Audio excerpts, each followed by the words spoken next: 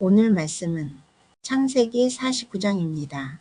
야곱의 마지막 유언이 기록된 이 말씀은 단순한 아버지의 유언이 아니라 야곱의 12아들을 통해 앞으로 펼쳐질 이스라엘 민족의 역사를 예언하는 중요한 구속사의 이정표입니다.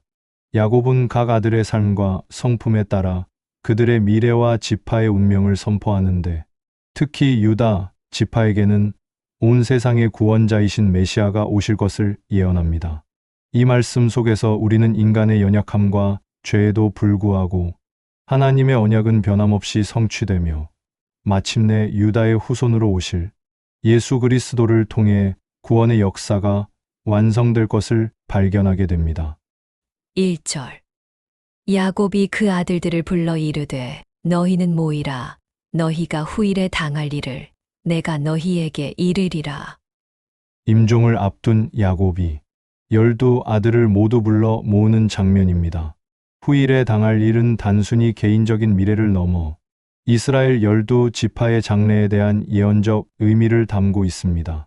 야곱은 단순한 아버지로서가 아니라 하나님의 언약 백성인 이스라엘의 영적 가장으로서 아들들에게 하나님의 뜻을 선포하고 있습니다. 하나님은 아브라함에게 주신 언약을 이삭과 야곱을 거쳐 이제 그의 12아들에게까지 이어가십니다. 이 예언은 각 지파의 운명을 통해 구원 역사의 큰 그림을 그려나가시는 하나님의 주권적인 섭리를 보여줍니다. 히브리서 11장 21절. 믿음으로 야곱은 죽을 때에 요셉의 각 아들에게 축복하고 그 지팡이 머리에 의지하여 경배하였으며, 히브리서 기자는 이 사건을 믿음의 행위로 평가합니다. 야곱은 죽음 앞에서도 하나님의 약속을 믿었고 그 믿음을 다음 세대에 전했습니다. 2절. 너희는 모여 들으라. 야곱의 아들들아. 너희 아버지 이스라엘에게 들을지어다. 야곱은 아들들에게 모여 들으라고 강력하게 명령합니다. 이는 그의 말이 개인적인 의견이 아니라 이스라엘의 하나님께서 주시는 권위 있는 말씀임을 강조하는 것입니다. 야곱의 아들들이라는 호칭은 혈연적 관계를 말하고, 너희 아버지 이스라엘은 하나님의 언약 백성으로서의 영적 권위를 나타냅니다. 이스라엘 백성은 야곱의 후손으로서 그들의 역사가 하나님의 말씀에 따라 결정될 것임을 듣게 됩니다. 이는 구속사의 주체가 하나님이시며 인간은 그 말씀을 듣고 따르는 존재임을 보여줍니다. 야곱의 이 명령은 하나님 나라 공동체가 하나님의 말씀을 중심으로 모이고 그 뜻을 따라야 할 당위성을 강조합니다. 히브리서 1장 1절 2절. 옛적의 선지자들을 통하여 여러 부분과 여러 모양으로 우리 조상들에게 말씀하신 하나님이 이 모든 날 마지막에는 아들을 통하여 우리에게 말씀하셨으니, 이 아들을 만유의 상속자로 세우시고 또 그로 말미암아 모든 세계를 지으셨느니라. 하나님은 이 모든 시대 마지막에는 아들인 예수 그리스도를 통해 궁극적인 말씀을 전하셨습니다. 3절. 르우벤아 너는 내 장자요. 내 능력이요. 내 기력의 시작이라. 위풍이 월등하고 권능이 탁월하다마는. 야곱은 첫째 아들 르우벤을 향해 그가 가진 장자로서의 탁월한 위상과 잠재력을 인정합니다. 장자는 가문의 상속권과 영적인 특권을 상징합니다. 내 능력과 내 기력의 시작이라는 표현은 르우벤이 야곱의 젊은 시절에 얻은 첫 아들로서 그에게 큰 기대와 사랑을 받았음을 보여줍니다. 장자권은 구속사에서 매우 중요한 의미를 가집니다. 하지만 이 구절은 잠재적 장자였던 르우벤의 위치를 먼저 언급함으로써 그가 이 장자권을 상실하게 될 사건을 암시하고 있습니다. 하나님 나라는 단순히 혈통이나 인간적인 능력에 의해 상속되지 않습니다. 마태복음 22장 14절. 청함을 받은 자는 많되 택함을 입은 자는 적으니라. 르우벤은 장자로 청함을 받은 자였지만 자신의 죄로 인해 장자로서의 특권을 상실했습니다. 4절. 물의 끓음 같았은즉 너는 탁월하지 못하리니 내가 아버지의 침상에 올라 더럽혔음이로다. 그가 내 침상에 올랐었도다. 야곱은 르우벤의 과거 죄를 언급하며 그를 책망합니다. 물의 끓음 같았은즉은 감정적이고 충동적인 성격 때문에 자제력을 잃고 통제불능 상태에 빠졌음을 비유합니다. 창세기 35장 22절 말씀에서 르우벤은 과거에 아버지 야곱의 첫 비라와 동침하여 아버지의 침상을 더럽혔습니다. 이 행위는 단순히 도덕적 타락을 넘어 아버지의 권위에 대한 도전이자 장자로서의 자격을 스스로 박탈하는 중대한 범죄였습니다. 하나님 나라의 질서는 거룩함과 순결함에 기초합니다. 르우벤의 범죄는 하나님 나라의 거룩함을 훼손한 행위이며 그의 타락한 본성은 하나님 나라의 상속자로서 합당하지 않았음을 보여줍니다. 고린도전서 6장 18절 음행을 피하라. 사람이 범하는 죄마다 몸 밖에 있거니와 음행하는 자는 자기 몸에 죄를 범하느니라. 이 구절은 음행이 단순히 몸의 죄가 아니라 영혼을 더럽히는 죄임을 강조합니다. 5절. 시므온과 레위는 형제요. 그들의 칼은 폭력의 도구로다. 야곱은 둘째 아들 시므온과 셋째 아들 레위를 함께 언급하며 그들의 폭력적인 성품을 지적합니다.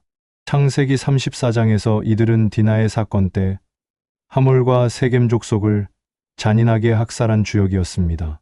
그들의 칼은 폭력의 도구라는 표현은 그들이 하나님의 공의를 빙자하여 잔인한 복수극을 벌였음을 비판하는 것입니다. 인간의 혈기와 분노는 하나님의 정의를 실현하는 수단이 될 수 없습니다. 그들의 폭력성은 구속 역사의 순수성을 더럽히는 것이었습니다. 하나님 나라는 폭력이나 보복이 아닌 샬롬 평화와 용서를 기반으로 합니다. 시므온과 레위의 행동은 하나님 나라의 본질과 대치됩니다. 마태복음 26장 52절. 이에 예수께서 이르시되 내 칼을 도로 칼집에 꽂으라. 칼을 가지는 자는 다 칼로 망하느니라. 예수님께서는 베드로의 칼을 꽂으라고 명령하시며 칼과 폭력이 하나님의 뜻을 이루는 수단이 될 수 없음을 가르치셨습니다. 6절. 내 호나 그들의 모의에 상관하지 말지어다. 내 영광아 그들의 집회에 참여하지 말지어다. 그들이 그들의 분노대로 사람을 죽이고 그들의 혈기대로 소의 발목 힘줄을 끊었음이로다. 야곱은 시므온과 레위의 잔혹한 행위에 대해 깊은 혐오감을 표현합니다. 내 호나 내 영광하는 자기 자신을 가리키는 시적 표현으로 그들과 같은 죄에 연루되기를 거부한다는 의미입니다. 그들은 분노대로 사람을 죽였고 혈기대로 소의 힘줄을 끊는 비인간적인 행위를 서슴지 않았습니다. 이는 이들의 행동이 하나님의 공의가 아닌 사적인 감정과 폭력에서 비롯되었음을 강조합니다. 야곱의 이 선언은 하나님 나라 공동체가 세상의 폭력과 불의로부터 분리되어야 할 영적 원리를 확립합니다. 에베소서 5장 11절. 너희는 열매 없는 어둠의 일에 참여하지 말고 도리어 책망하라. 야곱이 시므온과 레위의 죄악에 동참하지 않았던 것처럼 바울은 성도들에게 어둠의 일에 참여하지 말고 오히려 책망하라고 권면합니다. 7절. 그 노여움이 혹독하니 저주를 받을 것이요 분기가 맹렬하니 저주를 받을 것이라. 내가 그들을 야곱 중에서 나누며 이스라엘 중에서 흩으리로다. 나누며 흩으리로다라는 예언은 각 지파가 정착할 가나안 땅에서 그들에게 주어진 기업이 없을 것을 암시합니다. 실제로 시므온 지파는 유다 지파의 영토 안에 편입되었고 레위 지파는 성전 봉사를 위해 이스라엘 전역에 흩어져 살게 됩니다. 하나님의 구속사는 죄를 간과하지 않으시며 죄에 대한 심판을 통해 언약 백성의 거룩함을 지켜나가십니다.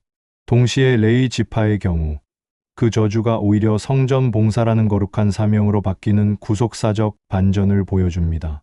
하나님 나라에서 죄는 반드시 그에 합당한 결과를 초래합니다.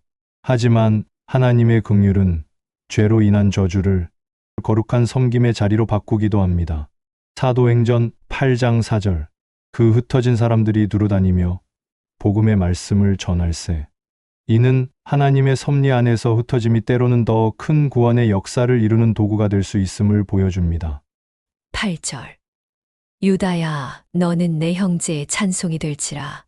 내 손이 내 원수의 목을 잡을 것이요 내 아버지의 아들들이 내 앞에 절하리로다. 유다라는 이름은 찬송이라는 뜻을 가지고 있는데 야곱은 유다의 이름처럼 그가 형제들의 찬송이 될 것이라고 예언합니다. 이는 유다가 이스라엘의 지도자 역할을 맡게 될 것을 의미합니다. 또한 원수의 목을 잡을 것이요와 내 아버지의 아들들이 내 앞에 절하리로다라는 표현은 유다가 강력한 군사적, 정치적 지도력을 가질 것을 예언합니다. 이 구절은 하나님의 구속사가 장자의 혈통을 넘어 하나님의 주권적인 선택으로 새로운 언약의 계보가 형성됨을 보여줍니다. 유다의 지도자 역할은 다윗 왕조로 이어지고 결국 모든 민족의 찬송이 되실 예수 그리스도의 오심을 예표합니다. 유다에게 주어진 권세는 단순한 정치적 권력이 아니라 하나님의 백성을 이끌고 원수를 물리치는 구원자적 권세입니다. 요한계시록 5장 5절 장로 중에 한 사람이 내게 말하되 울지 말라. 유다 지파의 사자 다윗의 뿌리가 이겼으니 그 두루마리와 그 일곱 인을 떼시리라 하더라. 유다를 사자로 비유하며 그가 원수를 물리칠 것이라는 예언은 신약에서 유다 지파의 사자로 불리시는 예수 그리스도에게서 완전하게 성취됩니다. 9절. 유다는 사자 새끼로다. 내 아들아 너는 움킨 것을 찢고 올라갔도다. 그가 엎드리고 웅크림이 수사자 같고 암사자 같으니 누가 그를 범할 수 있으야. 야곱은 유다를 사자 새끼로 비유하며 그의 강력한 힘과 용맹을 강조합니다. 움킨 것을 찢고 올라갔다는 표현은 유다 지파가 전쟁에서 승리하고 전리품을 취하며 영토를 확장할 것을 의미합니다. 수사자 같고 암사자 같으니 누가 그를 범할 수 있으려는 유다 지파의 위용과 견고함을 묘사하며 아무도 그들을 대적할 수 없을 것이라고 예언합니다. 유다를 사자로 비유한 것은 장차 이스라엘의 왕조가 유다 지파에서 나올 것을 예고하는 것입니다. 사자는 왕권과 힘의 상징이며 이 예언은 다윗 왕조를 거쳐 궁극적으로 만왕의 왕이신 예수 그리스도의 통치를 바라보게 합니다. 예수님은 사자와 같은 권세로 사탄과 사망의 권세를 깨뜨리셨습니다. 하나님 나라의 왕은 절대적인 권세와 힘을 가집니다. 유다 지파의 사자 비유는 하나님 나라의 왕이신 예수 그리스도께서 가지신 강력한 통치권을 상징적으로 보여줍니다. 10절. 규가 유다를 떠나지 아니하며 통치자의 지팡이가 그 발 사이에서 떠나지 아니하기를 실로가 오시기까지 이르리니 그에게 모든 백성이 복종하리로다. 이 구절은 창세기 49장 전체의 핵심이자 가장 중요한 예언입니다. 규와 통치자의 지팡이는 왕권을 상징하는 도구로 유다 지파에게서 왕권이 계속될 것을 예언합니다. 이 왕권은 실로가 오시기까지 계속될 것입니다. 실로는 평화 또는 평화의 통치자라는 뜻을 가지고 있으며 전통적으로 메시아를 가리키는 칭호로 해석됩니다. 그에게 모든 백성이 복종하리로다라는 예언은 실로가 온 세상의 주권자이심을 선포합니다. 이 예언은 다윗 왕조가 유다 지파에서 시작될 것을 분명히 합니다. 하지만 그 왕권은 다윗에서 끝나는 것이 아니라 궁극적으로 실로이신 예수 그리스도에게로 이어집니다. 예수님은 참된 평화의 왕으로서 모든 백성이 그에게 복종하게 될 것입니다. 이는 하나님의 구속 역사의 정점이 예수 그리스도에게 있음을 명확히 보여줍니다. 누가복음 1장 32절 33절 그가 큰 자가 되고 지극히 높으신 이의 아들이라 일컬어질 것이요 주 하나님께서 그 조상 다윗의 왕위를 그에게 주시리니 영원히 야곱의 집을 왕으로 다스리실 것이며 그 나라가 무궁하리라. 11절. 그의 나귀를 포도나무에 매며 그의 암나귀 새끼를 아름다운 포도나무에 맬 것이며 또 그 옷을 포도주에 빨며 그의 복장을 포도즙에 빨리로다. 이 구절은 유다 지파의 풍요로움을 묘사합니다. 포도나무는 일반적으로 귀한 것이어서 나귀를 매는 용도로 쓰지 않지만 유다 지파의 땅은 포도나무가 너무 흔하고 풍요로워서 나귀를 묶는 용도로도 사용할 정도가 될 것을 예언합니다. 또한 옷을 포도주에 빨며라는 표현은 포도즙이 넘쳐날 정도로 풍부함을 상징합니다. 이는 단순히 물질적인 풍요를 넘어서 메시아의 통치 아래 있을 영적이고 풍성한 축복을 상징합니다. 하나님 나라는 모든 부족함이 없는 풍요로운 나라입니다. 이 풍요는 물질적인 것을 포함하여 영적인 만족과 기쁨을 의미합니다. 야곱의 예언은 하나님 나라의 백성이 누릴 완전한 축복을 미리 보여줍니다. 요한복음 2장 9절. 연회장은 물로 된 포도주를 맛보고도 어디서 났는지 알지 못하되 물 떠온 하인들은 알더라. 야곱의 예언은 예수 그리스도 안에서 우리가 누릴 풍성한 은혜와 축복의 시대를 미리 보여줍니다. 12절. 그의 눈은 포도주로 인하여 붉겠고 그의 이는 우유로 말미암아 희리로다. 이 구절 역시 유다 지파의 풍요로움을 강조합니다. 눈이 포도주로 인하여 붉다는 포도주가 너무 많아 즐거움으로 취할 정도의 풍요로움을 나타내며 이가 우유로 말미암아 희다는 우유와 유제품이 넘쳐나 영양과 건강이 풍부함을 뜻합니다. 이 예언은 유다 지파가 지상에서 누릴 풍요를 넘어서 예수 그리스도의 통치 아래 하나님의 백성이 누릴 영적인 건강과 기쁨을 상징합니다. 13절. 스불론은 해변에 거주하리니 그곳은 배 매는 해변이라 그의 경계가 시돈까지리로다. 야곱은 스불론 지파에게 주어진 땅에 대해 예언합니다.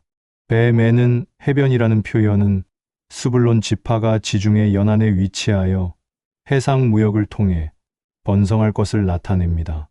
시돈까지라는 경계는 그들의 영향력이 페니키아의 항구 도시인 시돈까지 미칠 것을 예언합니다. 스불론 지파는 지리적으로 이방인 지역과 인접하게 됩니다. 이 이치는 이스라엘의 언약 백성이 이방인들과 접촉하며 하나님의 언약을 확장하는 통로가 될 수 있음을 보여줍니다. 하나님 나라는 지리적 경계를 넘어 확장되는 역사를 가집니다. 스불론 지파의 해변 거주 예언은 하나님의 구원 계획이 이스라엘이라는 한 민족을 넘어 온 세상으로 퍼져나가는 것을 상징적으로 보여줍니다.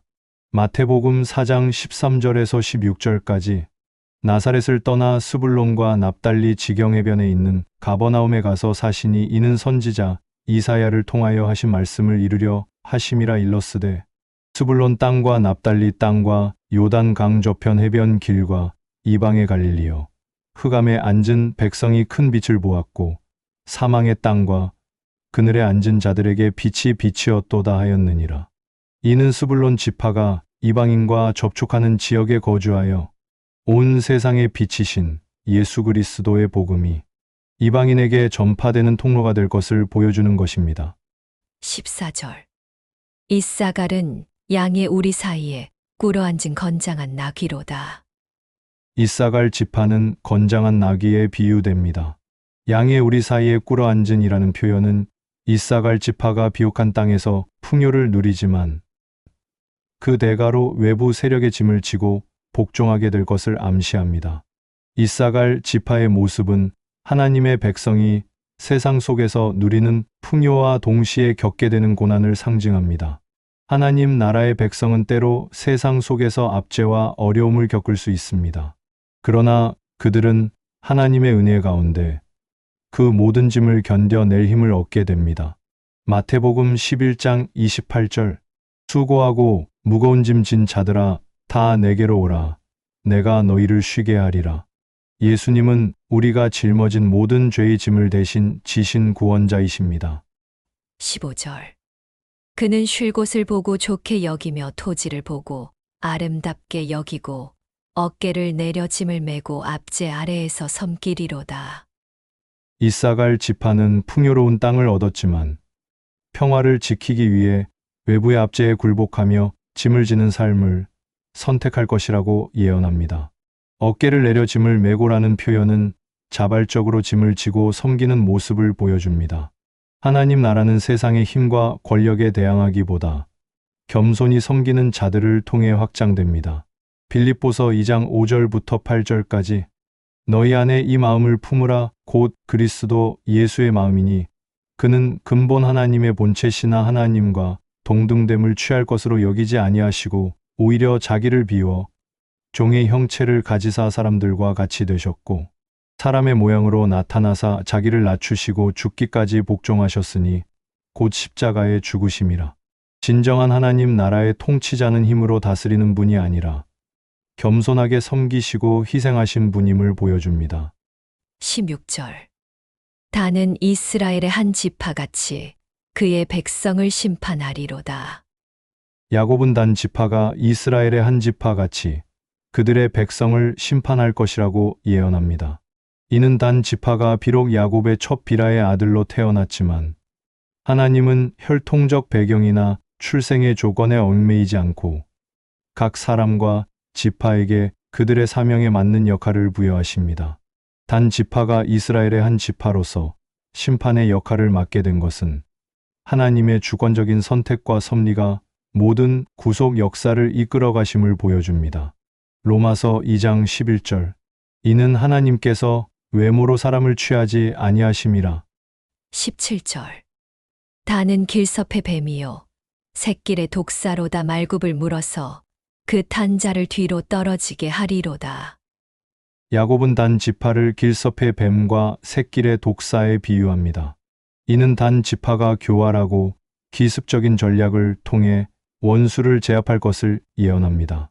말굽을 물어서 그 탄자를 뒤로 떨어지게 하리로다는 강력한 적을 정면으로 상대하기보다는 기습적인 공격으로 승리하는 단 지파의 전투 방식을 묘사합니다.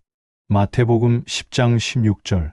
보라 내가 너희를 보냄이 양을 이리 가운데로 보냄과 같도다. 그러므로 너희는 뱀같이 지혜롭고 비둘기같이 순결하라. 단 지파의 뱀 비유는 지혜를 상징합니다. 동시에 순결이 동반되지 않으면 그 지혜가 오히려 악한 도구가 될 수 있음을 경고합니다. 18절. 여호와여 나는 주의 구원을 기다리나이다. 갑작스럽게 야곱의 입에서 탄식이 터져 나옵니다. 단 지파에 대한 예언을 마치고 야곱은 자신이 예언하고 있는 이 모든 미래의 일들이 오직 하나님의 구원 안에 있음을 고백합니다. 이 고백은 야곱이 자신이 예언하는 모든 내용이 오직 하나님의 구원 계획 아래 있음을 깨닫고 있음을 나타냅니다. 이 구절은 모든 구속사의 흐름이 궁극적으로 주의 구원을 향하고 있음을 강조합니다. 야곱의 고백은 하나님 나라의 백성이 역사의 모든 순간에 오직 하나님의 주권과 구원을 바라보아야 할 영원한 자세를 보여줍니다. 로마서 8장 24절. 우리가 소망으로 구원을 얻었음에 보이는 소망이 소망이 아니니 보는 것을 누가 바라리요. 야곱은 눈앞에 보이는 아들들의 미래가 아닌 보이지 않는 하나님의 최종적인 구원을 기다렸습니다. 19절. 갓은 군대의 추격을 받으나 도리어 그 뒤를 추격하리로다. 군대의 추격을 받으나는 갓 지파가 외부의 침략에 시달릴 것을 의미합니다. 하지만 도리어 그 뒤를 추격하리로다라는 예언은 갓 지파가 결국에는 적을 물리치고 승리할 것을 나타냅니다. 갓 지파의 운명은 하나님의 백성이 겪는 영적 전쟁을 상징합니다. 하나님의 백성은 세상의 대적에게 공격을 받지만 결국에는 예수 그리스도의 능력으로 승리를 얻게 될 것입니다. 하나님 나라는 영적 전쟁을 통해 확장됩니다. 갓 지파의 예언은 하나님 나라의 백성이 영적 전투에서 패배하는 것처럼 보일지라도 궁극적으로는 승리하게 될 것임을 보여줍니다. 로마서 8장 37절. 그러나 이 모든 일에 우리를 사랑하시는 이로 말미암아 우리가 넉넉히 이기느니라. 이는 하나님 나라 백성의 최종적인 승리를 보장합니다. 20절. 아셀에게서 나는 먹을 것은 기름진 것이라. 그가 왕의 수라상을 차리리로다.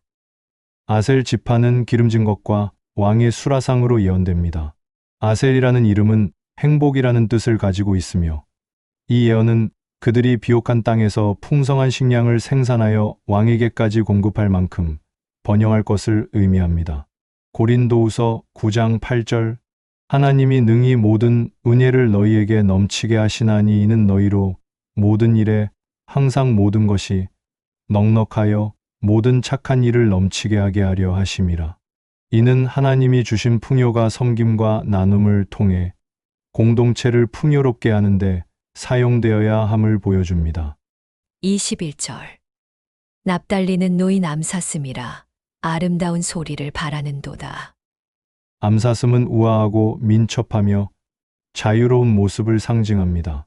아름다운 소리를 바라는도다라는 표현은 납달리 지파의 언변이나 시적 재능 또는 하나님을 찬양하는 재능이 뛰어날 것을 예언합니다. 이는 그들이 자유롭고 아름다운 영혼을 가질 것을 의미합니다. 납달리 지파의 예언은 하나님의 구속 역사가 단순히 전쟁과 정치적 권력에만 국한되지 않고 아름다움과 찬양, 예술을 통해서도 이루어짐을 보여줍니다. 납달리 지파의 예언은 하나님 나라의 백성이 하나님 안에서 진정한 자유를 누리고 아름다운 찬양으로 하나님께 영광을 돌리는 존재가 될 것을 보여줍니다. 고린도전서 14장 12절. 그러므로 너희도 영적인 것을 사모하는 자인즉 교회의 덕을 세우기 위하여 풍성하기를 구하라. 이는 하나님 나라의 백성이 가진 각자의 은사가 아름다운 찬양과 같이 공동체를 풍성하게 하는데 사용되어야 함을 보여줍니다. 22절. 요셉은 무성한 가지 곧 샘 곁에 무성한 가지라. 그 가지가 담을 넘었도다. 샘 곁에는 요셉이 하나님의 축복을 받아 끊임없는 생명력과 풍요를 누렸음을 말합니다. 가지가 담을 넘었도다는 요셉의 축복이 이스라엘뿐만 아니라 애굽과 같은 이방 민족에게까지 미쳤음을 나타냅니다. 요셉의 가지가 담을 넘은 것처럼 하나님 나라의 복음은 민족과 문화의 담을 넘어 온 세상으로 전파됩니다. 갈라디아서 3장 29절. 너희가 그리스도의 것이면 곧 아브라함의 자손이여 약속대로 유업을 이을 자니라. 이는 요셉의 예언이 민족적 한계를 넘어 영적 공동체 전체에 적용되는 구속사적 의미를 가졌음을 보여줍니다. 23절. 활 쏘는 자가 그를 학대하며 적개심을 가지고 그를 쏘았으나 활 쏘는 자는 질투심 많았던 형제들과 보디발의 아내, 그리고 감옥에서 그를 잊었던 사람들을 상징합니다. 요셉은 이들로부터 학대와 적개심을 경험했습니다. 그의 고난은 훗날 이스라엘 민족 전체를 구원하는 통로가 되었습니다. 하나님의 구원 역사는 고난과 역경을 통해 완성되며 요셉의 삶은 이 진리를 잘 보여줍니다. 요셉의 고난은 하나님의 백성이 겪는 고난의 의미를 깨닫게 합니다. 베드로전서 2장 23절. 욕을 당하시되 맞대어 욕하지 아니하시고 고난을 당하시되 위협하지 아니하시고 오직 공의로 심판하시는 이에게 부탁하시며 요셉이 겪은 고난은 예수 그리스도께서 당하신 고난을 예표합니다. 24절. 요셉의 활은 도리어 굳세며 그의 팔은 힘이 있으니 이는 야곱의 전능자 이스라엘의 반석인 목자의 손을 힘입음이라. 요셉의 활이 굳세고 팔에 힘이 있었던 이유가 바로 야곱의 전능자, 이스라엘의 반석인 목자이신 하나님의 도우심 때문임을 야곱은 고백합니다. 요셉의 성공은 그의 능력이 아니라 전적으로 하나님으로부터 왔음을 강조합니다. 이스라엘의 반석인 목자는 하나님을 든든한 피난처이자 인도자로 표현하는 아름다운 칭호입니다. 하나님 나라의 모든 힘과 권세는 오직 하나님으로부터 나옵니다. 요셉의 삶은 하나님 나라의 백성이 하나님을 의지하고 신뢰할 때 진정한 능력과 힘을 얻게 됨을 보여줍니다. 빌립보서 4장 13절. 내게 능력 주시는 자 안에서 내가 모든 것을 할 수 있느니라. 이는 하나님 나라 백성의 힘과 능력의 근원이 바로 하나님께 있음을 보여주는 진리입니다. 25절.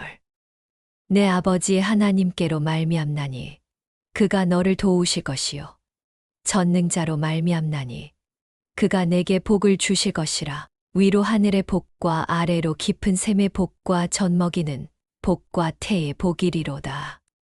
야곱은 요셉에게 삼중적인 축복을 선포합니다. 첫째, 아버지의 하나님께서 그를 도우실 것입니다. 둘째, 전능자께서 그에게 복을 주실 것입니다. 셋째, 그 복은 하늘의 비와 이슬, 땅의 풍요로움, 그리고 생육과 번성에 이르는 모든 것을 포함하는 풍성한 축복입니다. 야곱의 이 예언은 하나님 나라의 백성이 모든 영역에서 하나님의 충만한 축복을 누리게 될 것을 보여줍니다. 에베소서 1장 3절. 찬송하리로다. 하나님 곧 우리 주 예수 그리스도의 아버지께서 그리스도 안에서 하늘에 있는 모든 신령한 복을 우리에게 주시되, 이는 구약의 예언이 예수 그리스도 안에서 영적 축복으로 완전히 성취되었음을 보여줍니다. 26절. 내 아버지의 축복이 내 선조의 축복보다 뛰어나서 영원한 산이 한없음 같이 이 축복이 요셉의 머리로 돌아오며 그 형제 중 뛰어난 자의 정수리로 돌아오리로다. 야곱은 요셉에게 주어질 축복이 아브라함과 이삭에게 주어졌던 축복보다 더 풍성할 것이라고 예언합니다. 영원한 산은 견고하고 무한한 복을 상징하며, 이 축복은 요셉의 머리와 형제 중 뛰어난 자인 그의 정수리에 임할 것입니다. 이는 요셉이 형제들 가운데 탁월한 지도자적 위치를 차지할 것을 의미합니다. 야곱의 이 축복은 구속 역사의 진보성을 보여줍니다. 이 예언은 하나님 나라의 최종적인 완성이 모든 축복이 충만한 상태임을 보여줍니다. 요한복음 10장 10절. 도둑이 오는 것은 도둑질하고 죽이고 멸망시키려는 것뿐이요 내가 온 것은 양으로 생명을 얻게 하고 더 풍성히 얻게 하려는 것이라. 이는 구약의 축복이 신약의 예수 그리스도를 통해 질적으로 더욱 풍성하게 완성되었음을 보여줍니다. 27절. 베냐민은 물어뜯는 일이라 아침에는 빼앗은 것을 먹고 저녁에는 움킨 것을 나누리로다. 1위는 용맹하고 공격적인 성품을 가진 맹수입니다. 아침에는 빼앗은 것을 먹고는 전쟁에서 승리하여 전리품을 취할 것을 말합니다. 저녁에는 움킨 것을 나누리로다는 전투한 후에 전리품을 공동체와 함께 나눌 것을 의미합니다. 이는 베냐민 지파의 용맹함과 공동체에 대한 헌신을 함께 보여줍니다. 베냐민 지파의 예언은 하나님의 백성이 때로는 용맹한 전사로서 하나님의 뜻을 위해 싸워야 함을 보여줍니다. 사사기에 나오는 에웃이나 사울 왕과 같은 베냐민 지파 출신 지도자들의 용맹함은 이 예언을 뒷받침합니다. 하나님 나라의 백성은 영적 전투에서 용맹하게 싸우는 군사와 같습니다. 에베소서 6장 12절. 우리의 씨름은 혈과 육을 상대하는 것이 아니요 통치자들과 권세들과 이 어둠의 세상 주관자들과 하늘에 있는 악의 영들을 상대함이라. 이는 우리가 싸워야 할 진정한 대상이 누구인지 보여주며 베냐민 지파의 용맹함이 영적인 싸움에 대한 예표였음을 알게 합니다. 28절. 이들은 이스라엘의 12지파라. 이와 같이 그들의 아버지가 그들에게 말하고 그들에게 축복하였으니 곧 그들 각 사람의 분량대로 축복하였더라. 이 구절은 야곱의 유언이 12 아들 각 사람의 성품과 행위에 따라 예언되었음을 요약합니다. 야곱은 아들들의 과거 행동을 기억하고 그들의 미래를 예언적으로 축복 또는 책망했습니다. 이는 단순한 아버지의 감정이 아니라 하나님의 영감을 받은 예언이었습니다. 하나님의 구원 역사는 모든 개인의 삶과 역사를 포괄합니다. 각 지파에게 주어진 분량대로의 축복은 하나님 나라에서 각 성도가 가진 고유한 역할과 은사를 존중하는 모습을 보여줍니다. 고린도전서 12장 4절 5절 6절. 은사는 여러 가지나 성령은 같고 직분은 여러 가지나 주는 같으며 또 사역은 여러 가지나 모든 것을 모든 사람 가운데서 이루시는 하나님은 같으니 야곱이 12 아들에게 각자의 분량대로 축복했듯이 하나님은 신약 시대의 성도들에게도 각자의 은사와 역할을 부여하셨습니다. 29절. 그가 그들에게 명하여 이르되 내가 내 조상들에게로 돌아가리니 나를 햇사람 에브론의 밭에 있는 굴에 우리 선조와 함께 장사하라. 야곱은 아들들에게 자신의 마지막 유언을 남깁니다. 그는 자신이 죽으면 조상들이 묻힌 막벨라 굴에 장사해달라고 부탁합니다. 이는 야곱이 비록 애굽에서 가장 풍요로운 삶을 살았지만 그의 마음은 여전히 하나님의 약속의 땅 가나안에 있었음을 보여줍니다. 야곱이 가나안 땅에 묻히기를 소망한 것은 단순히 가족 묘지에 대한 애착 때문이 아니었습니다. 이는 하나님께서 아브라함에게 약속하신 땅의 언약을 굳게 믿고 있었음을 보여주는 신앙 고백입니다. 그의 죽음은 끝이 아니라 하나님의 언약이 성취되는 과정의 일부였습니다. 야곱의 이 유언은 성도들이 이 땅의 삶을 넘어 영원한 하나님 나라를 바라보아야 할 신앙적 자세를 가르쳐 줍니다. 히브리서 11장 13절. 이 사람들은 다 믿음을 따라 죽었으며 약속을 받지 못하였으되 그것들을 멀리서 보고 환영하며 또 땅에서는 외국인과 나그네임을 증언하였으니 이는 야곱의 행동이 하늘에 있는 영원한 약속의 땅을 소망하는 모든 성도의 모델이 됨을 보여줍니다. 30절. 이 굴은 가나안 땅 마므레 앞 막벨라 밭에 있는 것이라 아브라함이 햇사람 에브론에게서 밭과 함께 사서 그의 매장지를 삼았으므로. 야곱은 자신이 묻힐 곳이 아브라함이 햇사람 에브론에게서 정식으로 돈을 주고 산 막벨라 굴임을 상기시킵니다. 막벨라 굴은 아브라함과 사라와 이삭과 리브가와 그리고 레아까지 묻힌 믿음의 조상들의 매장지입니다. 아브라함이 이방인에게 돈을 주고 땅을 샀다는 것은 하나님께서 이 땅을 이스라엘에게 주실 것이라는 언약에 대한 확고한 믿음의 행위였습니다. 하나님 나라의 언약은 추상적인 개념이 아니라 실제적인 역사 속에서 성취됩니다. 히브리서 11장 10절. 이는 그가 하나님이 계획하시고 지으실 터가 있는 성을 바랐음이라. 이는 막벨라 굴이 영원한 하나님 나라의 본향을 예표하는 역할을 했음을 보여줍니다. 31절. 아브라함과 그의 아내 사라가 거기 장사되었고 이삭과 그의 아내 리브가도 거기 장사되었으며 나도 레아를 그곳에 장사하였노라. 자신이 사랑했던 라헬이 아닌 아내 레아를 거기에 장사했음을 언급함으로써 하나님의 주권적인 뜻에 순종하는 모습을 보여줍니다.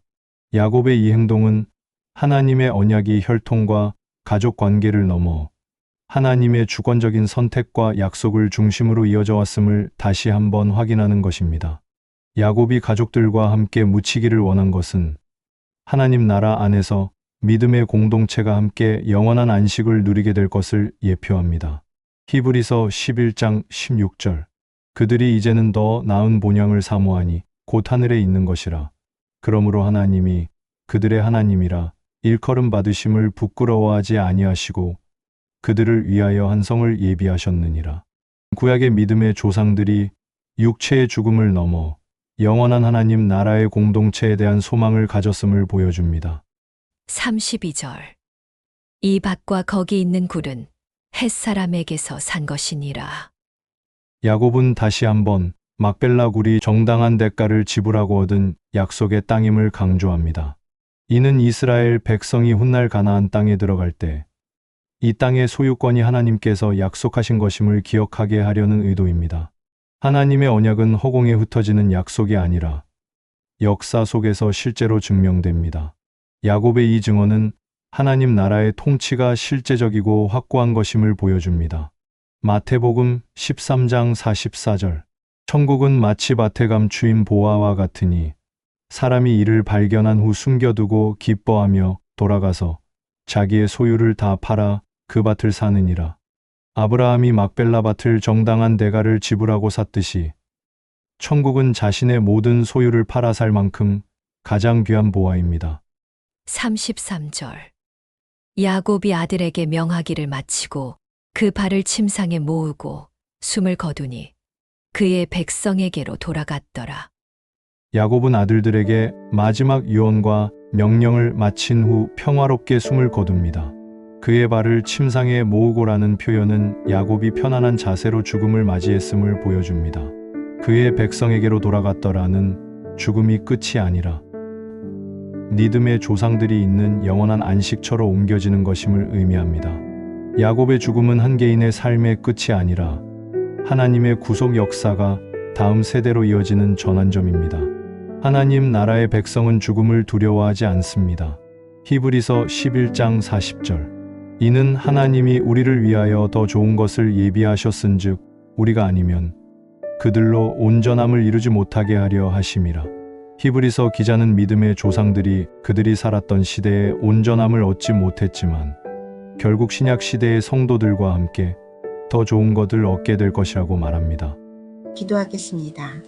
사랑하는 하나님 아버지, 야곱이 12 아들에게 축복한 것처럼 우리 각자에게 주신 고유한 은사와 사명을 깨닫게 하옵소서. 유다에게 주신 왕권의 축복이 메시아 예수님을 통해 성취되었음을 감사드립니다. 요셉에게 주신 풍성한 복처럼 하늘과 땅의 모든 복으로 채워주옵소서. 때로는 시므온과 레위 같은 책망도 주의 뜻 안에서 받아들이게 하옵소서. 때로는 당과 같은 시련도 감사함으로 받게 하옵소서. 결국 모든 것이 합력하여 선을 이루게 하심을 감사드립니다. 야곱이 조상들과 함께 안식한 것처럼 저희도 주 안에서 영원한 안식을 누리게 하옵소서. 다음 세대에게 믿음의 유산을 전하는 복된 삶이 되게 하심을 감사합니다. 우리 주 예수 그리스도의 이름으로 기도드립니다. 아멘. 다시 한번 창세기 49장 본문을 묵상합니다. 야곱이 그 아들들을 불러 이르되 너희는 모이라. 너희가 후일에 당할 일을 내가 너희에게 이르리라. 너희는 모여 들으라. 야곱의 아들들아, 너희 아버지 이스라엘에게 들을지어다. 르우벤아, 너는 내 장자요, 내 능력이요, 내 기력의 시작이라. 위풍이 월등하고 권능이 탁월하다마는 물의 끓음 같았은즉 너는 탁월하지 못하리니 내가 아버지의 침상에 올라 더럽혔음이로다. 그가 내 침상에 올랐었도다. 시므온과 레위는 형제요, 그들의 칼은 폭력의 도구로다. 내 호나 그들의 모의에 상관하지 말지어다. 내 영광아, 그들의 집회에 참여하지 말지어다. 그들이 그들의 분노대로 사람을 죽이고 그들의 혈기대로 소의 발목 힘줄을 끊었음이로다. 그 노여움이 혹독하니 저주를 받을 것이요, 군기가 맹렬하니 저주를 받을 것이라. 내가 그들을 야곱 중에서 나누며 이스라엘 중에서 흩으리로다. 유다야, 너는 내 형제의 찬송이 될지라. 내 손이 내 원수의 목을 잡을 것이요, 내 아버지의 아들들이 내 앞에 절하리로다. 유다는 사자 새끼로다. 내 아들아, 너는 움킨 것을 찢고 올라갔도다. 그가 엎드리고 웅크림이 수사자 같고 암사자 같으니 누가 그를 범할 수 있으야. 규가 유다를 떠나지 아니하며 통치자의 지팡이가 그 발 사이에서 떠나지 아니하기를 실로가 오시기까지 이르리니 그에게 모든 백성이 복종하리로다. 그의 나귀를 포도나무에 매며 그의 암나귀 새끼를 아름다운 포도나무에 맬 것이며 또 그 옷을 포도주에 빨며 그의 복장을 포도즙에 빨리로다. 그의 눈은 포도주로 인하여 붉겠고 그의 이는 우유로 말미암아 희리로다. 스불론은 해변에 거주하리니 그곳은 배 매는 해변이라. 그의 경계가 시돈까지리로다. 이사갈은 양의 우리 사이에 꿇어앉은 건장한 나귀로다. 그는 쉴 곳을 보고 좋게 여기며 토지를 보고 아름답게 여기고 어깨를 내려 짐을 메고 앞제 아래에서 섬기리로다. 다는 이스라엘의 한 지파같이 그의 백성을 심판하리로다. 다는 길섭의 뱀이요, 샛길의 독사로다. 말굽을 물어서 그 탄 자를 뒤로 떨어지게 하리로다. 여호와여, 나는 주의 구원을 기다리나이다. 갓은 군대의 추격을 받으나 도리어 그 뒤를 추격하리로다. 바셀에게서 나는 먹을 것은 기름진 것이라. 그가 왕의 수라상을 차리리로다. 납달리는 노인 암사슴이라. 아름다운 소리를 바라는도다.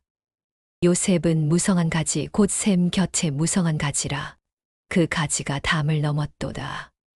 활쏘는 자가 그를 학대하며 적개심을 가지고 그를 쏘았으나 요셉의 활은 도리어 굳세며 그의 팔은 힘이 있으니 이는 야곱의 전능자 이스라엘의 반석인 목자의 손을 힘입음이라. 내 아버지의 하나님께로 말미암나니 그가 너를 도우실 것이요, 전능자로 말미암나니 그가 내게 복을 주실 것이라. 위로 하늘의 복과 아래로 깊은 샘의 복과 젖먹이는 복과 태의 복이리로다. 내 아버지의 축복이 내 선조의 축복보다 나아서 영원한 산이 한없음 같이 이 축복이 요셉의 머리로 돌아오며 그 형제 중 뛰어난 자의 정수리로 돌아오리로다. 베냐민은 물어뜯는 일이라 아침에는 빼앗은 것을 먹고 저녁에는 움킨 것을 나누리로다. 이들은 이스라엘의 12지파라. 이와 같이 그들의 아버지가 그들에게 말하고 그들에게 축복하였으니 곧 그들 각 사람의 분량대로 축복하였더라. 그가 그들에게 명하여 이르되 내가 내 조상들에게로 돌아가리니 나를 헷사람 에브론의 밭에 있는 굴에 우리 선조와 함께 장사하라. 이 굴은 가나안 땅 마므레 앞 막벨라 밭에 있는 것이라. 아브라함이 헷사람 에브론에게서 밭과 함께 사서 그의 매장지를 삼았으므로 아브라함과 그의 아내 사라가 거기 장사되었고 이삭과 그의 아내 리브가도 거기 장사되었으며 나도 레아를 그곳에 장사하였노라. 이 밭과 거기 있는 굴은 헷사람에게서 산 것이니라. 야곱이 아들에게 명하기를 마치고 그 발을 침상에 모으고 숨을 거두니 그의 백성에게로 돌아갔더라. 오늘의 말씀이 마음에 와닿으셨다면 구독과 좋아요, 알람 설정, 그리고 댓글로 함께해 주십시오. 여러분의 따뜻한 반응이 큰 힘이 됩니다. 감사합니다.